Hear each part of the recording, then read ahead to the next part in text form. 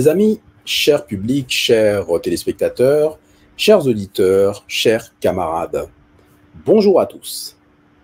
Aujourd'hui, je vais vous parler de l'affaire qui déchaîne toutes les passions, une affaire qui a lieu au Cameroun depuis une dizaine de jours, l'affaire Bobda. En effet, il se passe des choses très graves dans mon pays, le Cameroun, et nous allons nous pencher sur cette affaire pour tenter d'en savoir plus. Mais, vous avez vu le titre de ma vidéo, il se passe des choses au Cameroun, ça bouge. Alors les amis, vous avez remarqué que j'ai attendu un petit peu avant de parler de cette affaire. Pourquoi les amis? Parce que aujourd'hui, l'émission c'est Parlons de droit. Effectivement, alors je fais un petit clin d'œil à Stéphanie Mbida de sa chaîne Parlons Business, Parlons de Business. Aujourd'hui, je vous propose l'émission Parlons de droit. Et à l'occasion de cette affaire Bobda, affaire très médiatisée dans mon pays, au Cameroun, eh ben, j'en profite pour lancer mon émission Parlons de droit. Et vous allez voir, les amis, qu'il y a matière. Il y a matière. On se retrouve tout de suite. Alors, quel est le contexte de cette affaire? C'est très simple. Il s'agit d'une affaire criminelle. En effet, depuis une dizaine de jours, il y a de plus en plus de plaintes, apparemment, des centaines et des centaines, voire milliers maintenant de plaintes contre un seul homme. Il s'agit d'Hervé Bobda, entrepreneur camerounais, qui a commis, alors on va parler au conditionnel, mais vous avez bien compris que maintenant l'affaire prend des tournures très intéressantes, donc aurait commis des crimes à caractère sexuel. Alors évidemment, les amis, c'est très grave, et comme le titre l'indique, on vient de l'apprendre, ce monsieur a été interpellé, il a été arrêté cette nuit, à peu près vers 2 h du matin, et l'enquête commence. Alors les amis, on a de quoi s'interroger. Est-ce que c'est un semblant d'enquête ou est-ce que cette enquête va être vraiment menée comme il faut? Alors revenons un petit peu en arrière pour la genèse de cette histoire. Nous savons tous que dans nos pays africains, et notamment au Cameroun, qu'il y a énormément de délits et de crimes qui restent impunis. Et d'ailleurs, quand on remonte un petit peu, on voit que ces délits et ces crimes remontent très très très haut et touchent la sphère politique. Et en effet, mettez-vous à la place de pauvres citoyens camerounais qui vont se retrouver face à des personnes telles que Hervé Bobda, c'est-à-dire des personnes qui ont la puissance économique, la puissance politique, la puissance tout court. C'est-à-dire que l'argent te permet, quand tu es dans beaucoup de pays africains, de faire exactement ce que tu veux, de faire la loi. Et c'est ce que nous, la diaspora, nous devons dénoncer, c'est ce que nous, la diaspora, nous devons combattre. Parce qu'on parle notamment d'investissement au pays, donc on parle tout le temps d'investir au pays, etc., etc. Mais enfin, moi j'ai envie de vous dire aujourd'hui, les amis, nous sommes en train, effectivement, nous tous, même si certains n'en font pas la publicité, mais nous sommes tous en train d'investir dans nos pays. On achète des appartements, on achète des immeubles, on construit des immeubles, on fait des affaires, on monte des affaires, etc., etc. Mais j'ai envie de dire, il y a une grande différence entre investir au pays et s'installer au pays. Alors, d'ailleurs, les deux sont très très importants, mais pour pouvoir réussir l'investissement au pays et l'installation au pays, il faut que nos pays soient débarrassés de ce genre de choses. Je vous l'avais déjà dit dans le cadre de plusieurs lives, qu'il faut nettoyer la vermine. Il faut nettoyer la vermine et il faut qu'on arrive à vraiment ce qu'on appelle le game changer. il faut qu'on arrive à renverser la situation et à instaurer dans les pays africains un ordre entre guillemets républicain, un ordre social, un ordre juridique, une organisation, simplement une organisation. Il faut que ça fonctionne. Et aujourd'hui, c'est gâté, c'est pourri.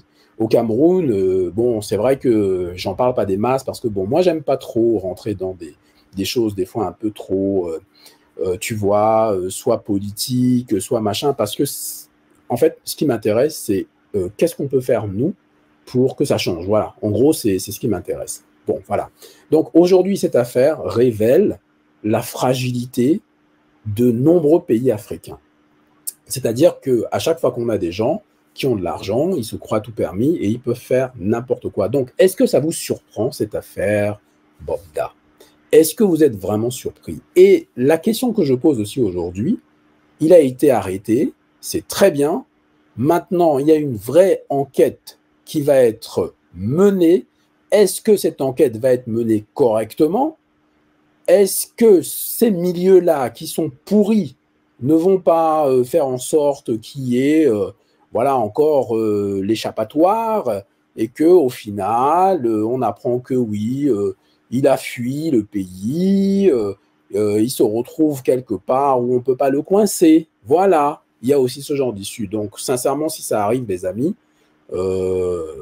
réveillons-nous. C'est-à-dire que, franchement, voilà, je ne sais pas ce qu'on va faire, mais il va falloir qu'on fasse quelque chose. Vous voyez, que ce soit les Africains de la diaspora ou les gens sur place, donc en l'occurrence au Cameroun, les Camerounais, il va falloir vraiment faire quelque chose parce qu'on ne peut pas laisser passer ce genre de choses.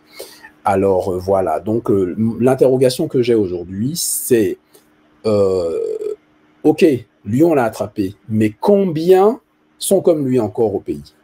Est-ce que vous avez une idée de combien de Bobda nous avons au pays?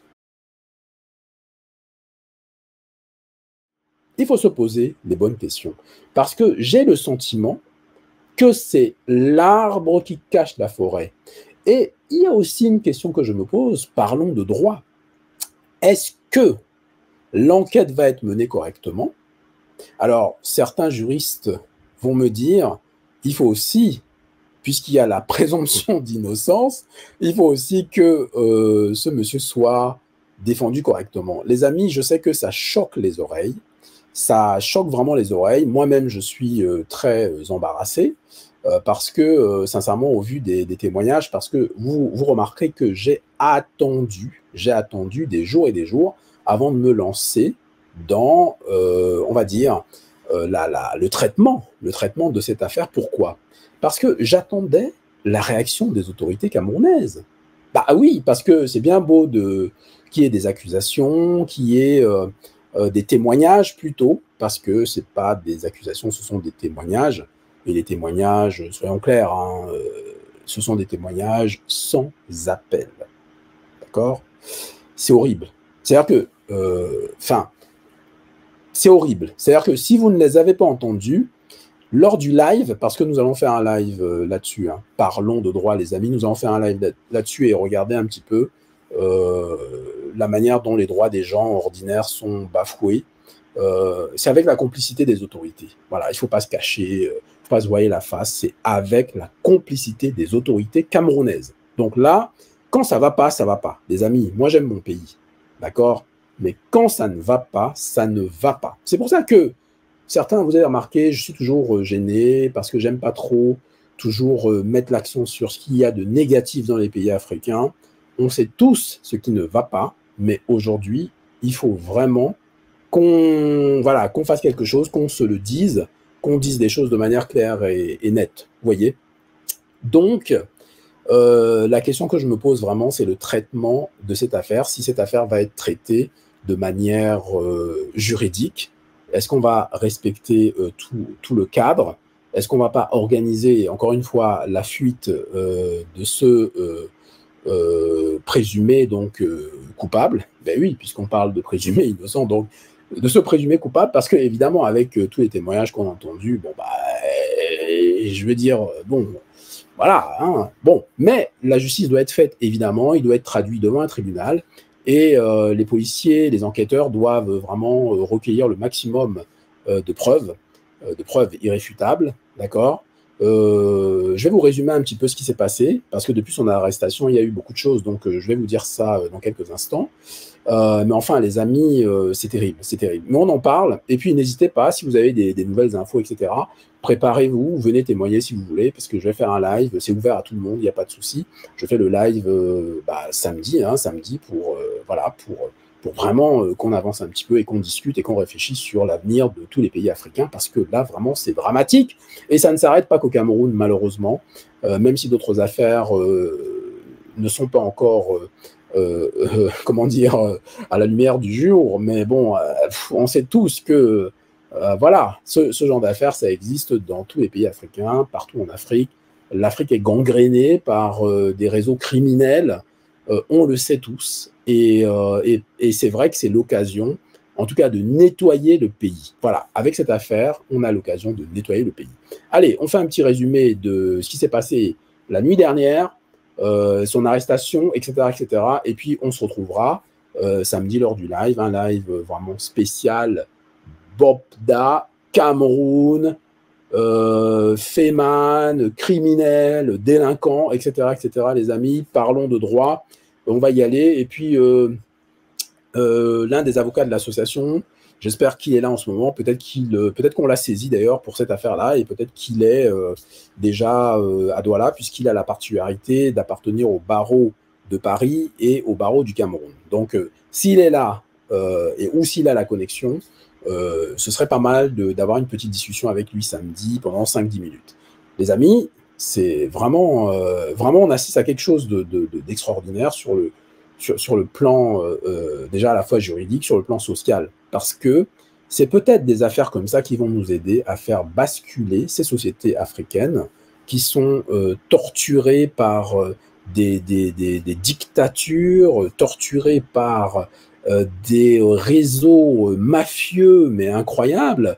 C'est peut-être l'occasion pour le peuple camerounais de sortir enfin de ce marasme. Voilà, voilà. Bon, bref. À tout de suite, les amis. Hervé Bobda est accusé donc d'agression sexuelle.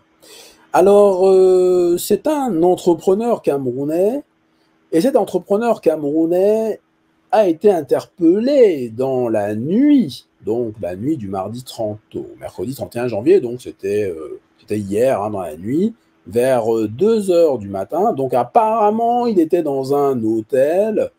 Et puis depuis quelques jours, de nombreuses personnes, notamment sur les réseaux sociaux, comment dirais-je, ont témoigné de violences et d'agressions sexuelles.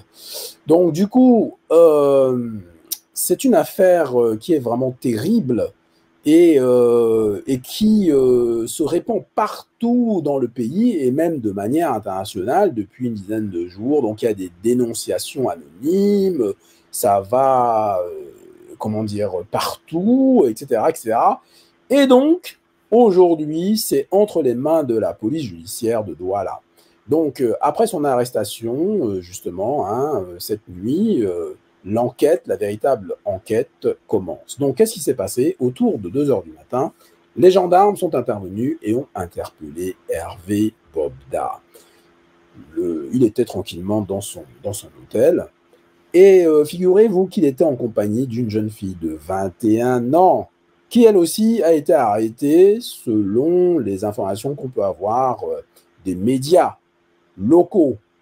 Et apparemment, comment dire, tous les deux ont été conduits aux locaux de la police judiciaire de Douala. Et il y aurait également une troisième personne, mais dont on ignore l'identité. Alors, mon petit doigt me dit que cette affaire est très loin d'être terminée. Alors, qu'est-ce qu'on va découvrir à l'issue de cette enquête? Est-ce que cette enquête va être menée de manière professionnelle, de manière juridique? On va dire ça comme ça pour ne pas employer d'autres termes. Voilà, alors c'est toute la question qu'on est en train de se poser. Et alors, il faut dire quand même quelque chose avant de terminer cette émission, c'est que il y a eu des milliers quand même de témoignages, les amis. Voilà, donc il y a des milliers de témoignages qui attestent de la véracité de ces accusations. Et lorsque l'on enquête un peu plus en profondeur, on apprend également que le père de cet homme, hein, Hervé Bobda, donc le père qui se prénomme Emmanuel, était également coutumier du fait, et que son fils est encore plus terrible que le père, d'où l'expression tel père, tel fils. Écoutez, c'est dramatique. Donc, ce que je suis en train de vous dire là, c'est que cette affaire a commencé il y a des dizaines et des dizaines d'années. C'est-à-dire que ça a commencé déjà avec le père. Et peut-être même avant, on va apprendre beaucoup, beaucoup de choses sur ce système mafieux, ce système terrible. Alors, vous allez me dire, mais il y a quoi d'autre? Vous allez voir, on rentrera dans les détails lors du live. En fait, si vous voulez, ces agressions ne sont pas que sexuelles. Il y a, des coups, hein, des gens sont frappés. C'est-à-dire qu'en gros, s'ils décident, voilà, de s'en prendre à toi, d'accord? Si tu résistes, il y a ces gardes-là qui vont te frapper, qui vont te rouer de coups. Et puis, il va te menacer aussi, parce que ces gens-là sont armés, donc ils vont te menacer, ils vont menacer ta vie. Voilà. Donc c'est grave, hein, c'est grave. Là, on n'est pas dans la délinquance, hein, on est dans le crime. Voilà. On est dans le crime. Les amis, merci beaucoup on va dire, de votre fidélité. Et je vous retrouve samedi pour le grand live Parlons de droit. Vous voyez, petit à petit, je glisse le juridique dans notre affaire. Parlons de droit. Et puis, nous parlons de droit, effectivement, sur cette chaîne, c'est clair et net. On parle beaucoup de société, on parle aussi d'économie, les amis. Et bien oui, tout ça est lié. Et puis, évidemment, quand je dis société, voilà, c'est tout, quoi. C'est les sujets d'actualité, comment dirais-je, c'est aussi l'entertainment. Donc, on a aussi du Congo-ça, évidemment. Et bientôt, le bachelor, les amis. Oui, le mariage 2024, ça arrive. Jean the Bachelor, ça arrive aussi. Les amis, je vous donne rendez-vous samedi pour ce live palpitant sur cette affaire Bobda qui défraie la chronique. Septu, neptu, batu. À samedi, les amis.